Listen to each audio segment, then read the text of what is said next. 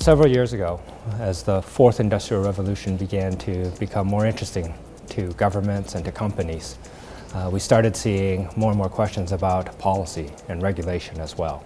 And our vision was to partner with a university such as Strathmore to create a center, a facility, where we could facilitate conversations about new policy trends and work with governments, but also with private sector customers to understand where those trends are going, what should regulation look like, and what are global best practices.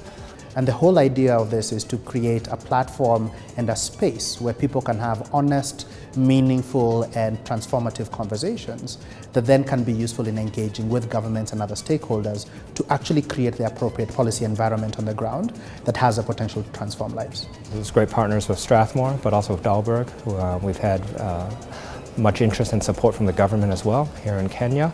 And all of those have been key to making the Policy Innovation Center successful. The biggest barrier to cloud usage right now and to innovation right now is, the fragmentation of policies. And so we'd love to be able to work with policymakers and regulators in order to scale this technology. We think there are tremendous opportunities. I think the question then becomes, how can we accelerate that? We have regulations and policies that are in place, some quite old, that we need to revamp and change so that we are able to now move into the 21st century and take advantage of many of the opportunities.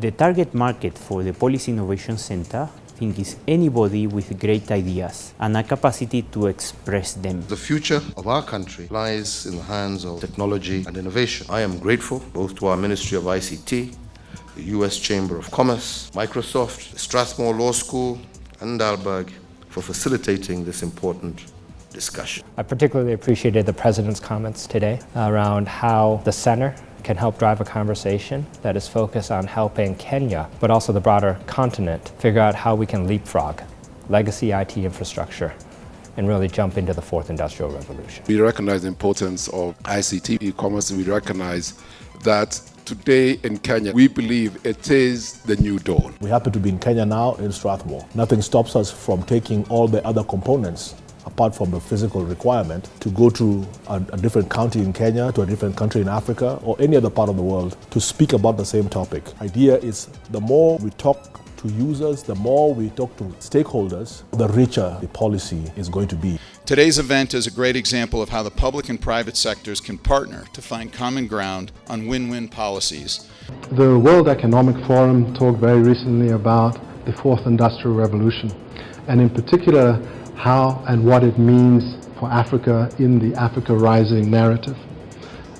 Key things for consideration there are the leverage that public and private partnerships will have in helping develop the right enabling policies for a lot of this to happen. I think we want to achieve a better Kenya, a place where there is a runway for any good, worthwhile idea to take off.